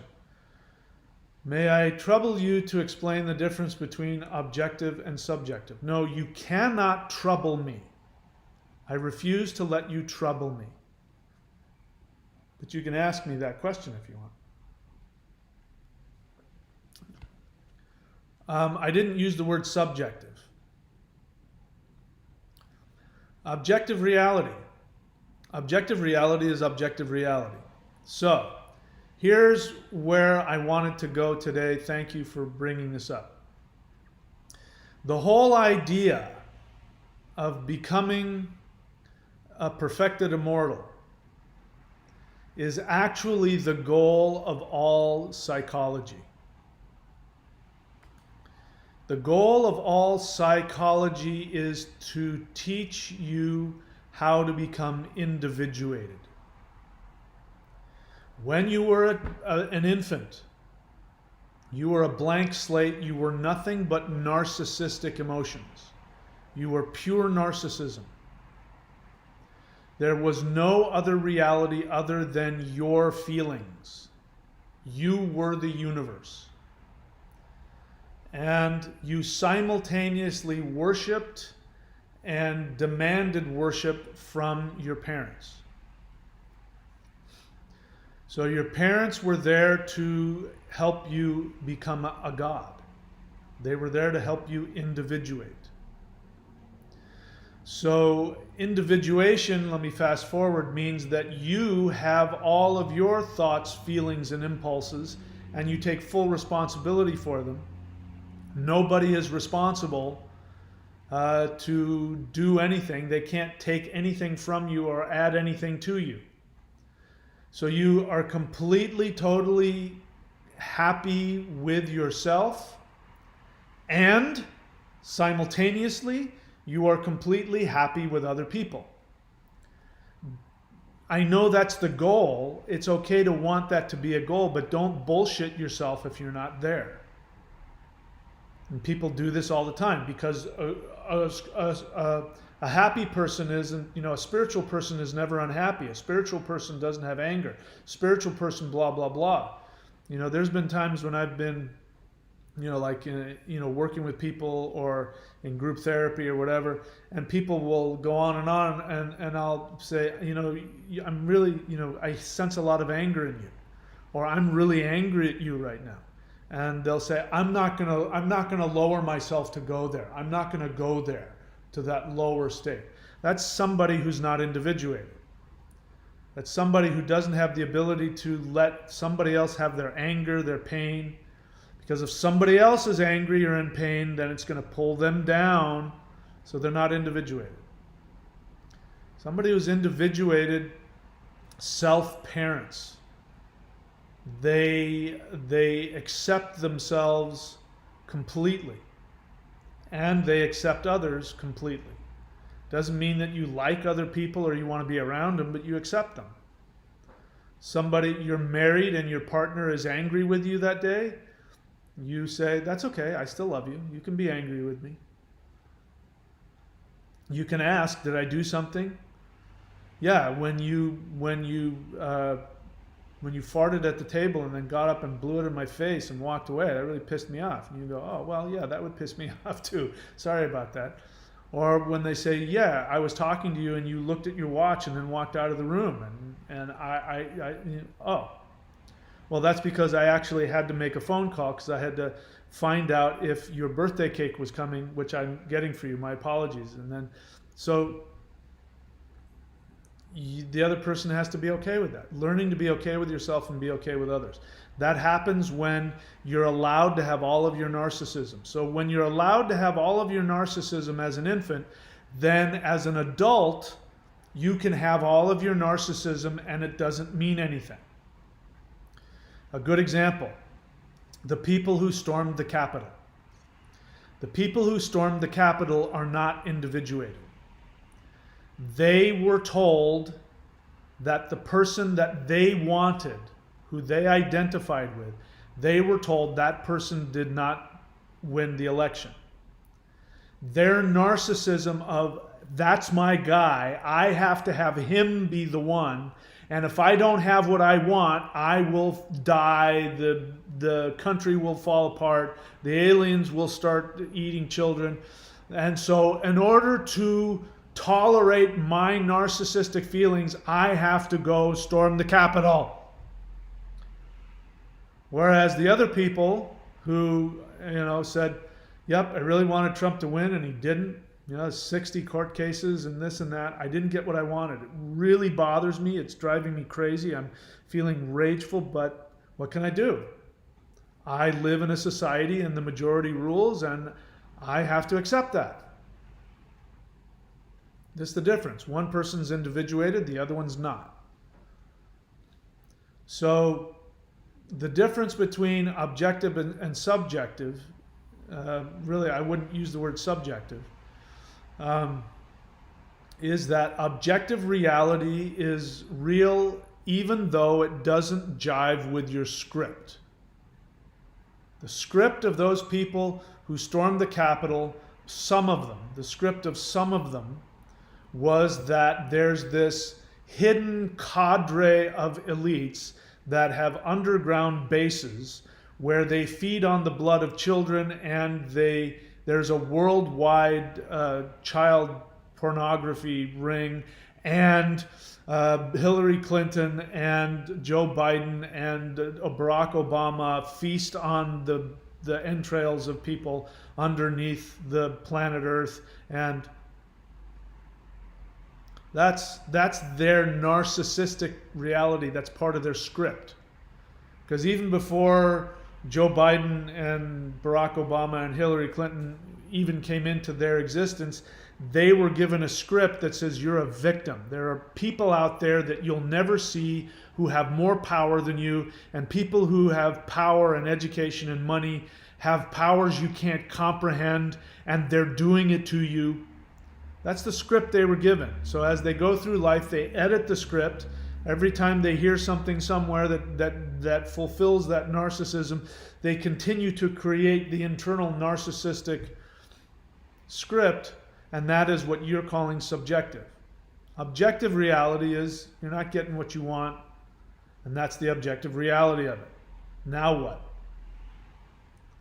So when I talk about when you become an immortal, what you're doing is you are learning how to align your internal reality, your three ones, with the external objective three ones that exist in the universe at large. When those two line up, you actually become that, because you are that. All you're doing is you're aligning yourself to your already, your natural state. Your natural state is to be this guy. But all that guy did was he dropped the script and he aligned himself to his already objective perfected reality, which you can call God. And he aligned himself to that, and now he is God. So in order to learn this, there's somebody, anyway, in order to become a God, you first have to live in objective reality. You have to know the difference between objective reality and your narcissistic projections. You have to know the difference. The truth is that everything is a projection. When you become God, it'll be because your projection has lined up with the already projection that exists. But it's a question of, are you projecting a false reality from within you, or are you projecting the objective reality that already exists? That is becoming nothing. You want to talk about humility? That's where humility is. But what some people have already said, and what most people want to believe about becoming humble, which is, I'm a humble spiritual person, I don't need anything from anybody, that's actually the height of narcissism. The need to be accepted because you don't. I'm not going to push your buttons. I'm not going to go against mommy and daddy's expectations. I'm not going to do something different than my spouse wants me to be, or what I think I should be in my own head. And if I do that, they won't love me, and I need their love more than I need my own love, because I'm not worth anything and I don't have any value. So it's the height of narcissism to pretend that you don't want to be everything. To feel guilty about that. That's narcissism. True humility is saying, I am that. I am everything. I want to be my true self. I want to be everything. I want to have everything. And that's not the same as wanting to have 70 houses and 6 planes and 2 yachts. That's not wanting to have everything. That's feeling like you don't have anything, so you're filling yourself with a bunch of stuff in order to try and run away from the feeling of emptiness inside of you, and not the good kind of emptiness. The fact that you don't have yourself, because ultimately the only thing you'll ever have is yourself. And yourself is that. That is who you truly are. That's the only thing you can ever truly possess, is your identity, your true objective reality self. So the strange thing is, people bow down to Jehovah and worship Jehovah, and they abase themselves. But they're worshiping their own narcissistic self-hatred. Jehovah appeared to Moses and said, "Take your shoes off, for the ground you are walking on is holy." In other words, the ground just on the other side of the burning bush wasn't holy. And, the place he'd been sitting wasn't holy. But the energy around the burning bush is holy. When he says, thou shalt not worship any gods other than me. And then he goes into a list and he says, you can't worship anything under the sea. You can't worship anything in the sky. You can't worship anything that walks on the ground. You can't worship anything that flies. You can't worship anything that slithers. You can't worship anything. You can only worship me. It means he's not individuated. It means that Jehovah has no identity. He lacks an identity. And he requires that everybody worship him and destroy themselves in front of him. But if he were individuated, if he were this, he would say, worship whatever the hell you want. Worship whatever the hell works for you, because that's me. I'm everything anyway. So, by the way, I'm you and you're me. So when you're worshiping me, you're just worshiping yourself. And if you worship yourself, you're worshiping me. And if you worship that butterfly over there, you're worshiping yourself, and you're worshiping. I mean, it's okay. I'm okay with me, and I'm okay that you don't understand that yet, and it's okay. Do whatever the hell you want. If you need anything, let me know. I'll help you become individuated. I'll help you become yourself. That's the true self, the true I. That is the Atman that the Hindus talk about. When the Hindus worship what sounds like Westerners as monotheism, when the Hindus use the word God, they're not meaning it at all in the same way that Westerners are. Westerners mean this isolated, narcissistic ego that demands control and demands credit for everything and punishes everybody and feels betrayed when you don't boost his ego. That's not the God they're talking about. They're talking about the Atman. They're talking about the perfection within.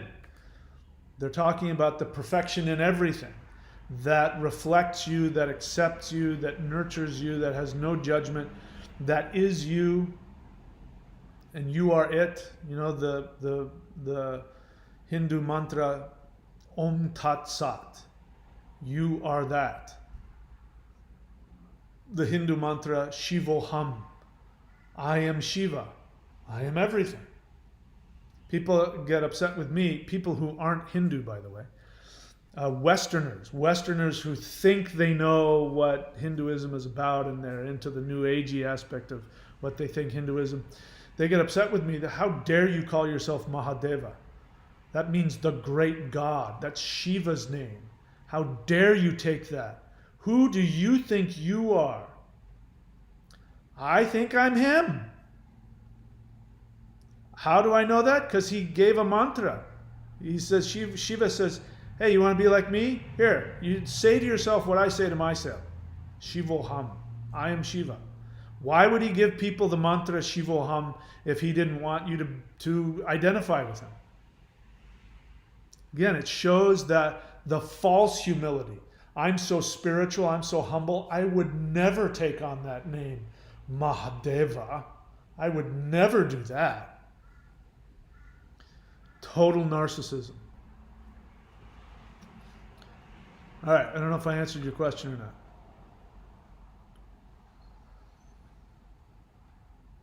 So, Astral Brothers, welcome to my channel. Again, write the word question. The other thing that I like people to do is to ask me questions about what I'm teaching. So I'm talking about something very specific. That's what I want to focus on. So when you ask me questions that aren't related to what I'm talking about, it distracts everybody. You don't realize it, but it's like walking into a cooking class, and in the middle of the really intricate part of the cooking, the person says, "I have a math question. Hey teacher, I have a math question." And everybody's like, "We're cooking. We're not talking about math." "I know, but I need to talk about this. I just came from math class and teacher so-and-so was talking about this and I have a math question." So it's disrespectful to the people around you. It's disrespectful to me. It's disrespectful to yourself because it means you're not listening. Okay? You didn't know that. You're new to the channel because you didn't write question either. So you want me to talk to you about, first off, you tell me that you lost your wife last month and she was an honorable member of the Hopi tribe. I mean, does that carry some weight? Why does that matter? You lost your wife. She happens to be Hopi. And? Does that make her special in some way? You say, "She passed away in my arms." I feel for you. That sounds beautiful and horrible all at the same time. So first off, let me just give my condolences. There's nothing worse than losing your loved one, your soulmate. There's nothing worse in the world. I've experienced it. I'm still healing from it, so I understand that. So before I give you a hard time for the other stuff, I'm sorry about that, and I feel for you. Then you ask me, where do I think she's at? Is she with the Great Spirit? I mean, again, why are you asking me questions you know the answer to? I'm not a Hopi, so I can't tell you where Hopi people go. I don't know what they believe. I can tell you what I think is going on.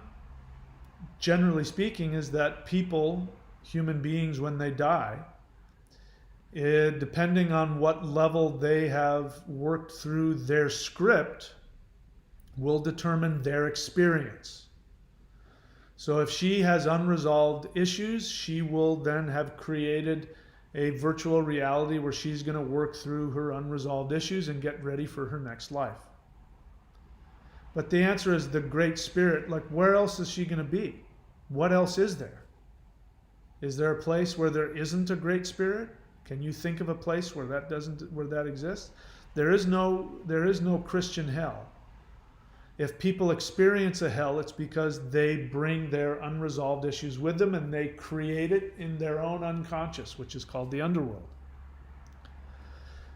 And some people party in the underworld. Some people go through challenges. Some people have a mixture of both. Some people go to Valhalla or to Shang-Ching or to the highest heavens or to Deva Loka. But I don't know where your partner is. You should ask her. There's a very good chance that she's still there, that she's still able to see you and connect with you. You can't because you're in three-dimensional reality. So it's like if we were to try and talk to somebody who only lived in two dimensions. We could pop in and out of their dimension and we could get in front of them and behind them, but we wouldn't be able to communicate with them in a way that they could comprehend. So she's not able to communicate with you in a way that you can comprehend, but she's there. If you're connected and she's your soulmate, she's connected to you, she knows what you're thinking and what you're feeling. And if you think about her and you want to know where she is, you can ask. And there's a very good chance you will get some kind of an answer if you're able to just sit back and listen. My ex-fiance communicates with me all the time in ways that I have to decode. And she acts, as far as I'm concerned, she's like God. She can do all kinds of weird things, but she doesn't, give me postcards telling me what's going to happen. But if I keep my eyes open, things will come up where messages will find their way to me. So I'm very sorry you're going through that. It's incredibly painful. And I know that's a pain that nobody can understand unless you've gone through it. Where she is, I'm only guessing. And I don't know anything about Hopi beliefs. So I can't help you with that. But I'm sure she's fine. And I'm sure she's aware of you. And I'm sure that she is able to tell you, what is that? No. I'm sure she's able to tell you what you need to know.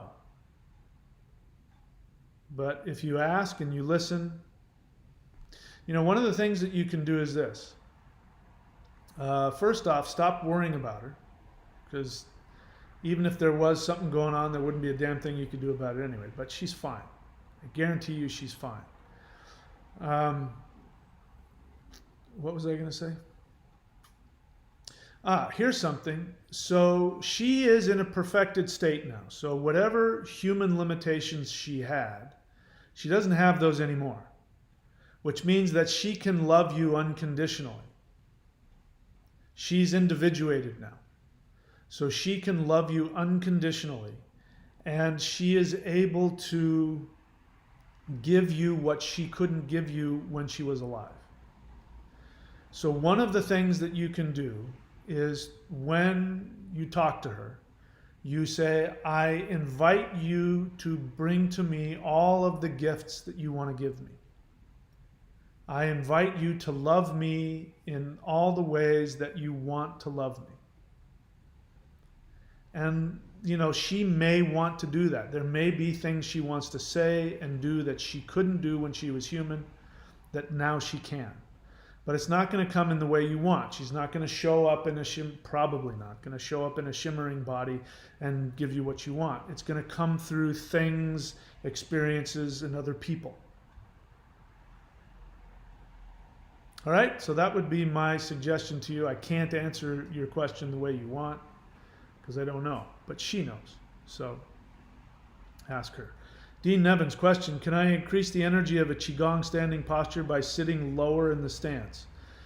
My experience is that there's this perfect little alignment. Now, if you're not low enough in the stance and you lower it and you feel an intense energy, then you have your answer. But it depends. Everybody's different. So, listen to it. Listen to the posture and let it adjust you. And when you get into that right spot, you'll feel the most powerful spot of the posture. He's talking about the lightning Qigong, by the way, in case you guys don't know. Daniel Cardenas, let's see what happened. A bunch of stuff I haven't got to yet. Daniel Cardenas okay, so he's not asking a question. This is a question and answer. Again, when you dump your opinion, you put a target on your head. I'm not going to fire on you now, but just letting you know. It's great. Let's see. Soulfire Academy question. Do you still do Vedic astrology readings? Yes. Why would I have stopped? For those of you who don't know, I wish people would go to it. I mean, if you watch my other channels, I've got all these. I mean, all you have to do is just go to the links that I have on most of my videos. So you can go to courses.thunderwizard.com. And you can also go to, you'll see all of my other astrologers, and Vincent.thunderwizard.com is one of them. You can go get a reading from him. He's learned how to do my style of astrology readings. So, people ask those questions, but it's like, you've been on my channel, obviously, Soulfire Academy. So why haven't you gone to those links? In any case, you can go to courses.thunderwizard.com to see all of my links, including my astrology link. And you ask a question. If not, do you teach it? Yes. And you would know that if you go to that link. You will see how you can learn how to do that. You can go right now and go to lockdown.thunderwizard.com and you can learn how to do it and get a bunch of other stuff. I mean, I haven't been putting up all those other links because I'm promoting this, but even when I had just links behind me, people would ask me, how do I get it? It's like, just go to the links are there for a reason. Anyway, to answer your question, yes and yes. Let's see. All right, Daniel Cardenas. Whenever you curse, YouTube blocks you out. What you're saying is actually destructive to me and my channel, and you're actually crapping on my business. So you guys can't see it, but he said something negative. So you're going to go into the corner, because if you can't play nice, then I'm not going to let you. I'm not going to let you post on my channel. So I'm going to put you in a timeout. If you want to be on my channel and you have something positive to say it. If you're going to be destructive, then I'll block you. So this is strike one. You only get one strike. What else? Astral Brothers question. Oh, that's the same. I already read that.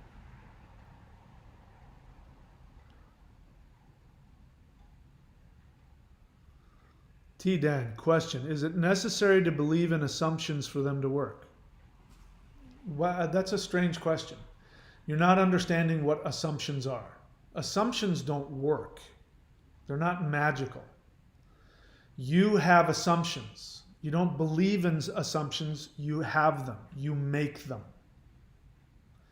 When you step out of a plane and you have a parachute on your back and you're learning how to do skydiving, you assume that the chute is going to open.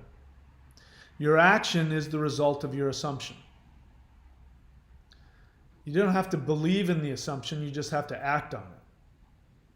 So you're not understanding what assumptions are. You have them. Don't look at assumptions. See, what people are doing, you're the second person that's commented on assumptions and shown me you don't understand them. So let me share to you the difference between assumptions and the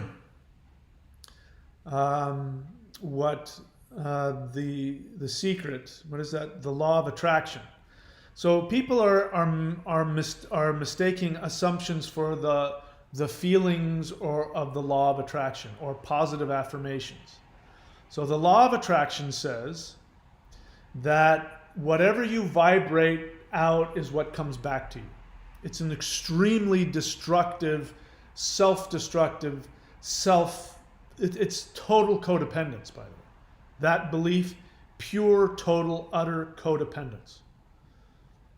Because that's what abusive parents do. They say, you better not cry or I'll give you something to cry about. That's the law of attraction. You know, the kid's having a feeling and the kid's crying. So the dad says, if you cry, I'm going to slap you across the face. People say, if you think negative thoughts, negative things will happen. If you think you're poor, you will be poor. Which is the opposite. If you think you're rich, you will be rich. If you think that you're beautiful, people will be attracted to you. There's, of course, some truth to that, because if you act on those things, then people will respond to your actions. People aren't going to respond to your feelings just alone. And the universe is not going to make you happy because you sat on the edge of your bed and you thought happy thoughts. Because that's mommy saying, if you're a good boy, I'll give you a cookie. If you smile and you say nice things, but if you come in with a pouty face, mom's not going to give you a cookie. It's totally codependent. Universe doesn't care. Somebody asked me, earlier, said, I'd carved the rune of Odin and I took it off because I was a Christian. Is that bad? In other words, is Odin mad at me now? No, Odin doesn't care. You want to put the rune on? It's not him. He's not so identified with the runes that, like Jehovah, if you don't worship him, he's going to get pissed. He's like, no, if you're using the runes and they're working for you, great. You don't want to use them? No problem. I don't care. I'm going to do my own thing. If you want my help, let me know. So assumptions aren't like that. They're not like, if you have an assumption and I believe in my assumption, I believe that I'm rich, therefore it's going to happen. That's not an assumption. So you're missing what all that is. An assumption is, like I said, there's a cliff out there, and if I step off the edge of that cliff, I'm going to fall to my death. Now, you can have an incorrect assumption. If you believe in an incorrect assumption, it's not going to magically work. If you believe that stepping off the cliff, you'll be able to float, no, you're still going to fall to your death. That's objective reality. You might be able to figure out a way to fly if you figure out some technology or some technique. But, no. Assuming that you're going to be okay, I grew up in the States, and in the States, you assume that everybody's going to drive on the right side of the road. And that assumption works the majority of the time. If I bring that assumption here, it's one of the biggest, people get like run over here if they come from other countries that drive on the right side of the road, because they're so used to looking left as they step out into the street. If you do that here, you're going to get run over. There's been no shortage of times where I come out with my car looking left, and then, here comes a car. It took me a long time. I'm starting to now get used to it, where when I watch television and I'm watching somebody, drive a car in the States, I'm like, are they on the wrong side? Oh no, that's California. So assumptions aren't magical. Okay? Assumptions don't have magical powers. Assumptions make you act. So when you have a wrong assumption, like if your assumption is that you don't have any value and that the universe doesn't love you, if you have that assumption and you act on that assumption, then you're going to create that. That part is true. But if you believe that you're unworthy and the universe doesn't love you and you'll never make any money, but you assume, what I tell you is that the universe loves you, and if you act on your soul desire, you will always be given what you need. Even if you don't believe that assumption, but you act on it because it is an accurate assumption, you will then get the positive results. You'll have to deal with the emotional fallout, because it will be challenging and frightening and painful for you to actually start making money when you believe your worth comes in being a poor, miserable wretch. That's a whole different thing. So let's go on. You say, if I take actions on assumptions, will I still get results even if I'm not convinced they're true or I don't understand them? Yes. You will learn to believe them when the correct assumptions work in your favor, and you will understand them. That's the whole point of it. We are living backwards. Ever since Christianity came in, people have been taught to live backwards, because that's the way to control people. Our ancestors, my ancestors, there's historical evidence where, the pagan Anglo-Saxons, are talking to the Christians, and the Christians are saying, if you accept Jesus, you'll go to heaven. And he says, I can't go to heaven now? No, you can't, because you don't believe in Jesus. And he goes, but if I accept Jesus, then I'll get to go to your heaven? Yes, you'll get to go to heaven. And then the guy says, well, what about my grandfather and my ancestors? Where are they? Oh, well, they're in hell. He says, well, hell no, I'm not going to believe in your Jesus. Why would I go someplace where my ancestors, I'm going to hang out with them. Those were honorable warriors. Why the hell am I going to hang out? I'm just going to hang out with you? Forget that. I'm not accepting Jesus. He had a different assumption about reality. My ancestors said that if you die in battle, you go to Valhalla. It didn't say anything about understanding going into battle. It didn't say anything about feeling like you want to go into battle. It says, no, if you die in battle, if you just do it, you'll go to Valhalla. If you die in battle against your script, against yourself, you will achieve mastery. You may not like it in the process. You may feel like you're dying. Nobody ever said you're going to feel good going through it. Nobody ever said it's going to be easy, at least in the beginning. But yes, you will get results because you don't understand them. There's a phrase, act as if. Just act as if. You do that all the time. All right, I do this all the time. Sometimes I'll wake up and, I'll go, okay, I'm feeling like a loser. I'm feeling like nobody wants. I go through this almost every time before I do a video. Nobody's going to want to listen to what I have to say. Nobody's going to care. Nobody's going to show up. Nobody's going to ask questions. My head does this all the time. So I'll go, okay, what would somebody who has a huge following and is super successful, what would they do?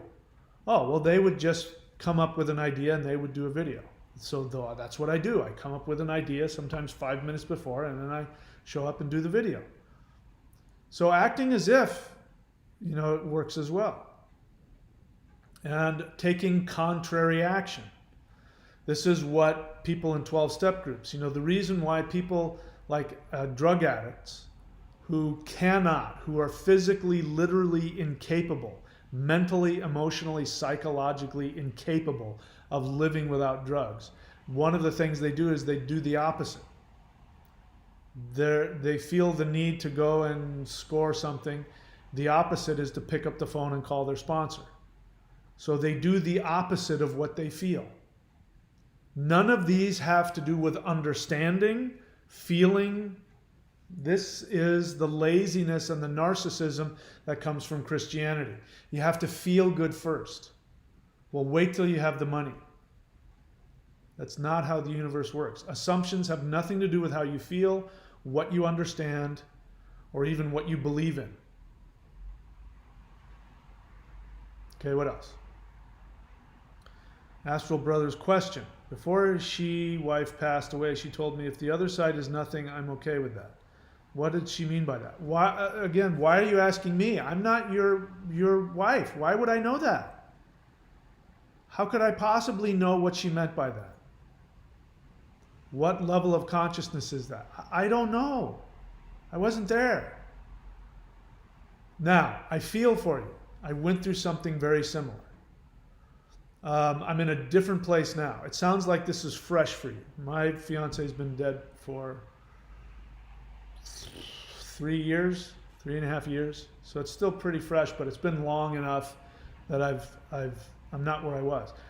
I went through a really horrific, I don't even know what to call it, but I went from talking about, the soul is eternal and we're going to live forever, to, my God, when people die, it's all over. So the reason why you're probably having this, the reason I had it is because I was so enmeshed on an unconscious level. We were one person. She was the other half of my brain. We really were connected.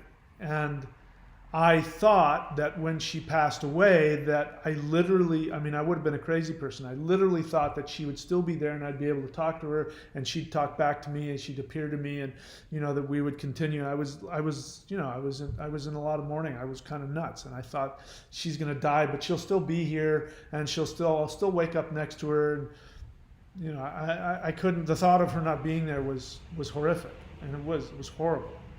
Half of me was gone. One day, half of me was gone. And it's a very real thing. There's a real reason why, when old people that have lived together, married, when one person dies, the next one dies a few days later. I couldn't get out of bed for a month. I did, but there was a fatigue that went all the way into my bones. And I just couldn't get I just couldn't move. I just wanted to lay down and die. And I totally saw that if I didn't get up and move, that might happen. And I totally, and it happens in nature too. Animals do this too. It happens all the time. So that experience, that this question you have of, if there's nothing, and you're wondering, what does she mean by that? Is she in nothing? Does she still exist? You feel like you don't exist. You feel like you'll die because you thought it was going to be different. Maybe on some level you thought you'd still be able to communicate. It's taken me 3.5 years to realize, no, she's in 5 dimensions or 10 dimensions, and I can't access her. She can access me, but I can't access her. And that's where you are. You can't access her. The other half of your brain is gone. It's gone. Your sense of self, I mean, you didn't realize, but every moment that your waking moment that you had, you would think a thought, and in your brain, she would respond. Even the part of you that had her there would respond, and your sense of self and your reality was totally based on the interaction between your ego and hers inside your brain, and she's gone. And it's just emptiness. Your self says something and nothing responds back. It's horrible. I feel for you. That's where this question is coming from. You're wanting to know, does she exist? Because you can't feel her. And you felt, if you were like me, you felt the fabric of the universe tear open. And you couldn't figure out, how is the universe still functioning? How is the sun still rising? How are people going through their life? The universe has been torn in half. What's happening? And that's why you're asking this question. What did she mean by that? If there is nothing, she'll be okay. That's why you're asking that. And you're not okay, and you are torn. You've been ripped open, and your guts are falling out, and you're limping along, and you don't know. You wake up, and then it hits you. Oh my God, she's dead. It's horrible. So those questions will get answered. I don't know what she meant by that. It sounds like a human being who was looking at the concept of death and was afraid she wouldn't exist, and she was trying to make peace with that, and she was doing the best she could. And you were lucky enough you got to be there with her while she went through that. And I guarantee you that she is grateful to you for being there, that she wasn't alone when she died, that the last moment she had was with you. I guarantee you she appreciates that. And I can tell you she would love to be able to tell you how much that meant to her. And she wants to be there for you in whatever way she can. And she knows that there's this dimensional difference. She knows that you can't see or sense her. She knows that. And she knows what you're going through, but she also knows that it's going to be okay. She also knows you're going to be okay. She remembers you when you knew her, when you guys were just spirits. She is already forward in time, because there's no time. So she's already with you after you've died. She's already there with you and comforting you there. She knows you're going to be okay. You just have to go through this very sad period while you get used to it. And that's all it is. There's nothing anybody's ever going to say that's going to make it okay. Nothing anybody's ever going to do that's going to fill that hole. Maybe, I haven't got there yet, but maybe in the future you'll be able to love again. But for now, you're half a person. And that's just the fact of the matter. So I can't answer your question, but I think that's the reason why you're asking that question. Dean Nevin's question, in the example come back here. In the example you gave about Jehovah saying you shall not worship anything but him, is he essentially Hiranyakashipu? Yes. So if you guys don't know who Hiranyakashipu is, just go check it out. Okay, Astral Brothers threw down $10. He's a happy vegetable rolling around, so I guess that's good. What else? Honest feeling. I love your sound effects. Quite amusing. Okay, all right. That's not an honest feeling. I appreciate that's a compliment. I guess it's an honest feeling. But I'm more interested in your feelings about yourself than about me. What else? Maybe that's my false humility. Patrick Neal, if you have a question, write the word question. Okay, that's not a question that I need to answer. Astral Brothers, very true. All right.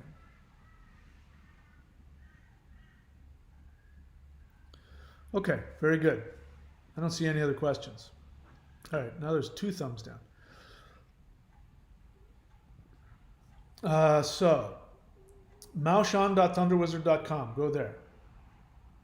If you want to be a part of that, which, let's see, if you want to be a part of that, which is what I'm doing right here, if you want access to the most powerful energetic practice in existence based on my experience, and I've checked all, I mean, I'm sure there's some I haven't tried, but I've checked them all out pretty much. I haven't experienced anything that comes even close to this. This, even though it looks like a martial art, what you're looking at, what's hidden in that are postures and movements which open up the meridians that go to the lightning that surrounds the heart. It's an energy power that has been kept secret for 2,000 years. And the only people who had access to it were the elites who lived up here. And those guys are gone. In fact, this art is a dying art. Grandmaster, the most recent Grandmaster passed away a few years ago. There are still some of us practicing it, some people who know more than others, but with each successive generation, it becomes watered down and becomes less and less. So you're not going to be able to find this pretty much anywhere. I mean, I think I know of a handful of people that still practice it. But the likelihood of you finding it is, unless the universe decides to create another, a tradition where somebody taps into it. I don't know of one. If you want that power, then go to maoshan.thunderwizard.com and sign up ASAP, because the sooner you sign up, the more money you'll save. The more time goes on, I'm going to keep uploading more and more of these forms, and when I get them all up, then it'll be full price. Now, you're not ready for that yet, but you want to still tap into that power, you can still do it. Go to thunderwizard.com, scroll around until you get to Warrior 90-Day Lightning Qigong. Subscribe and scroll down. Once you get in, you get access to videos. Scroll down to the first video that says Warrior 90-Day and start doing that. And then you can go through what a lot of people have been saying they've been going through, which is remission of lifetime physical ailments, a greater understanding of their soul, being able to tap into what it is they truly want to do, what they want to do, being more productive and empowered and confident, and becoming conscious of the childhood issues and past life issues that have been holding you back, the way that you self-sabotage. You become aware of the script. All of this happens when you tap into this lightning energy that surrounds the soul, because your wounds, all of your false assumptions, your false beliefs are trapped in that. Your heart center, the lightning is trying to keep that away from your soul. So the more that you tap into the lightning power, the more that those trapped issues become released and you become aware.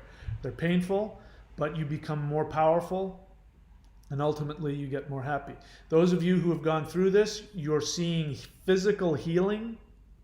You're also aware that you're more consciously aware of your feelings. You cry more, you laugh more, you're more aware of your anger. So the feelings are negative, but the weird thing is by having all of your negative feelings, the more energy your body has, and you become healthier. This is what I'm doing here. Now, I'm appealing to your narcissism the way I mind it, and I'm saying you can become this immortal God if you want. I don't care what the hook is. Whatever gets you in the door. That was what got me in the door. But I stay for different reasons. whatever gets you through the door. If you want to be healthy, if you want to be free of pain, if you want to work through your childhood unconscious issues, if you want to become immortal and become nothing and fade into emptiness, if you want to annihilate your ego, I don't care what your motivation is. That may not be what works for me, but you can achieve that with this. You can achieve that with this stuff. And in fact, I can't think of a more powerful, speedy way to do it. I don't know any other. If I knew of a better way, I would tell you. I don't. So that's it. I offer that to you guys. Keep your eyes peeled, those of you who are doing the 90-day stuff. Do the most recent stuff I've given you, especially the Immortal Qigong practice, but there's some stuff coming. There's some really intense, crazy stuff coming. So be patient and just work through it. Don't go too fast, but trust me, all kinds of good stuff are coming. All right, that's it for me today. I don't see any more questions, so we'll just keep going. And I will see you when I see you. Take care of yourself.